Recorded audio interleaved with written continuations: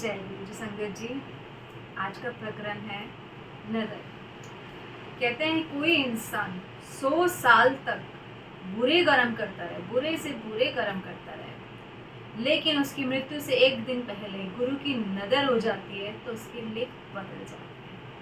इसलिए कहा गया है कि गुरु की नजर जिस पे भी हो जाए उसके सच में लेख बदल जाते हैं। एक बार गुरु गोविंद सिंह जब उन्होंने चमकौर की गलियों को छोड़ा और जंगलों में जाकर बस गए, तब इतिहास में नाम आया है चौधरी शमीर।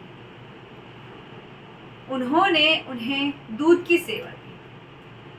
तब ऐलान कर दिया गया था कि कोई भी इंसान गुरु गोविंद सिंह जी को खाना देगा तो उसका सर कलम कर दिया जाएगा और उसके पूरे परिवार को मार दिया जाएगा।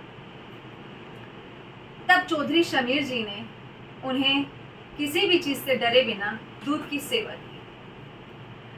डेली आते थे, उनको दूध की सेवा देते थे। गुरु गोविंद सिंह जी बड़े प्यार से। एक दिन चौधरी शमीर जी ने कहा कि बादशाह, मैं चाहता हूं कि आप मेरे ऊपर अपनी नजर कर। तो गुरु गोविंद सिंह जी ने कहा तो कल आइए। तो वो घर चला गया। उस टाइम पे अगले दिन सुबह हुई, फिर वो दूध की सेवा लेकर गुरु गोविंद सिंह जी के पास चला गया। तो कहता है गुरु गोविंद सिंह जी से, गुरु गोविंद सिंह जी दूध पी रहे थे। जब उन्होंने अपना दूध समाप्त किया तो गुरु गोविंद सिंह जी से कहता था कि बादशाह, मैंने आपसे कल कहा था कि आप मेरे ऊपर नजर करो। आपने कहा था कि कल आइए, आज मैं आ गया हूँ, तो आप करो मेरे ऊपर अपनी नज़र। तो गुरु गोविंद सिंह जी कहते हैं कि मैंने तो तेरा काम कल ही कर दिया था। कहते हैं कैसे? कहते हैं कल तेरे साथ कुछ भी नहीं घटा। कहते बादशाह, ऐसा तो कुछ मेरे साथ हुआ नहीं, लेकिन हाँ, मैं रात को सोया था तो मेरे को सपना आया था कि मैं बहुत बुरी बुरी जोनियों में भटक रहा हूँ, मर रहा हूँ, जिंदा हो रहा हूँ, मर रहा हूँ, जिंदा हूँ, जाने कितनी जोनियां मैंने सपने में भुगती। तो बादशाह कहते हैं यही तो तेरे कर्म थे, जो तूने शरीर में रहकर ये जोनियां भुगतनी थी, मैंने तेरे सपने में काटी। तेरे ऊपर नजर हो तो गई मेरी। तो कहते हैं कि बादशाह, बहुत बहुत शुक्राना, आपकी नजर होना ही सबसे बड़ा है। इस पृथ्वी पे सबसे बड़ी चीज जो है गुरु की नजर। गुरु की नजर अगर किसी पे हो जाए तो उसके भाग, उसके लेख सब बदल जाते हैं। एक बार की बात है, भाई कटारू जी थे।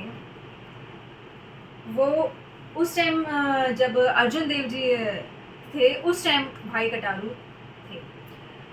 तो वो भाई कटारू जी अर्जुन देव जी की बहुत सेवा करते थे। एक दिन वो अपने शहर वापस जा रहे थे, तो उन्होंने बोला अर्जुन देव जी से कि मैं अपने शहर जा रहा हूँ, मैं गजनी का रहने वाला हूँ, मैं गजनी जा रहा हूँ, ये मुसलमान इलाका है।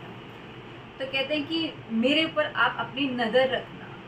तो गुरु अर्जुन देव जी उनसे कहते हैं कि कुछ वचन देते हैं कि तुम इन वचनों को मानना, तुम्हारे ऊपर हमेशा गुरु की नज़र रहेगी। तो भाई कटारू जी कहते हैं बताएं कौन से वचन है। तो कहते हैं कि सुबह अमृत वेले में उठना है, दूसरा जपजी साहब का पाठ करना है, तीसरा तेरी दुकान है ना, उस पे जो भी तू सौदा तोलेगा ना वो पूरा तोलना है, कभी भी लगा लो एक कण कम नहीं तोड़ना, एक कण एक्स्ट्रा जरूर तोल देना, कम नहीं तोड़ना। और अगर कोई गरीब आ जाए तेरे दरवाजे पे, उसको खाली हाथ नहीं भेजना। अगर वो कोई सौदा लेने आ जाए और उसके पास पैसे नहीं है तो उसे दे देना, फ्री में दे देना। तो कहता है कि सत्य वचन। वो चला जाता है अपने गांव गजनी। तो वहाँ पे उसकी दुकान होती है।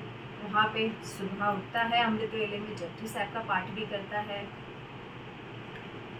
जो भी सौदा लेने के लिए आता है वो सौदा तब तक तोलता है जब तक उसका पल्ला जमीन को टच ना हो जाए। गुरु का हुक्म था, मान रहा था गुरु का हुक्म। कभी कोई गरीब आ जाता था जिसके पास पैसे नहीं होते तो उसको फ्री में भी सौदा दे देता था। कहते हैं कि उसके चर्चे दुनिया भर में होने लग गए, गांव में होने लग गए, शहरों में भी होने लग गए कि एक है बंदा जो इस तरह से सोता तोता है उसके पास बहुत भीड़ भी लगी होती है। तो कहते हैं ना, जहाँ पे जिसकी दुकान ज़्यादा अच्छी चलती है तो उसके क्या कहते हैं दुश्मन भी खड़े हो जाते हैं।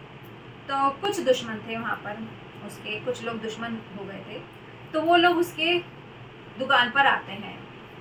2 बंदे उसको बातों में फंसाते हैं और कुछ लोग उसके जो वट्टे होते हैं ना तोलने वाले, पहले सरकार देती थी वट्टे तोलने के लिए ना, सरकार देती थी, जो उसके वट्टे होते हैं ना वो चेंज कर देते हैं, हल्के वट्टे रख देते हैं और कंप्लेंट कर देते हैं कि ये कम तोलता है। तो आ जाते हैं लोग सरकारी नौकर उसके वहाँ पर चेक करने के लिए।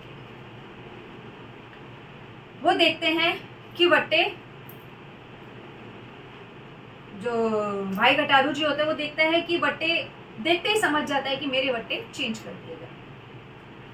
तो फिर वो चिंता नहीं करता, चिंतन में बैठ जाता है। वो कहता है सरकारी नौकरों को कि आप भले ही मेरी दुकान चेक कर लो, मेरे वट्टे चेक कर लो, पर मुझे डिस्टर्ब मत करना।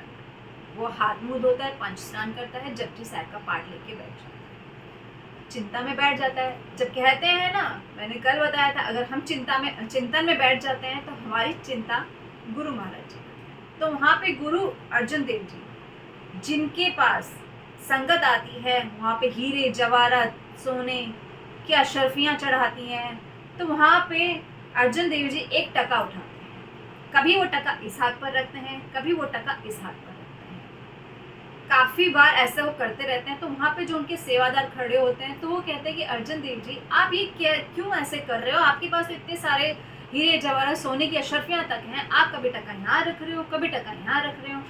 तो वो कहते हैं कि मेरा एक भक्त जिसे, जो मेरा हुक्म में रहता है, जो मेरा हुक्म मानता है, उसकी यहाँ मुसीबत आई हुई है, तो जहाँ पे भी उसका पलड़ा कम होता है मैं वहाँ पे ये टक्का रख के वजन बढ़ा देता हूँ, जैसे जहाँ पे कम होता है वहाँ पे ये टक्का रख देता हूँ, ऐसे कर रहा हूँ मैं।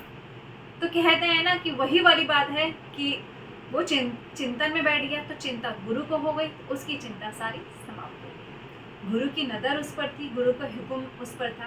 तो कहते हैं कि नज़र किस इंसान पर होती है। अब नज़र हम चाहते हैं कि हमारे पर गुरु की नज़र हो, कैसे हो? गुरु का अगर हम हुक्म मानेंगे, किसी की निंदा नहीं करेंगे, कभी किसी के साथ फ्रॉड नहीं करेंगे, अमृत वेले उठेंगे, जपजी साहब का पाठ पढ़ेंगे, तो गुरु की नज़र हमारे ऊपर ज़रूर होगी, आज नहीं तो कल ज़रूर होगी। जय गुरु जी, शुक्राना गुरु जी।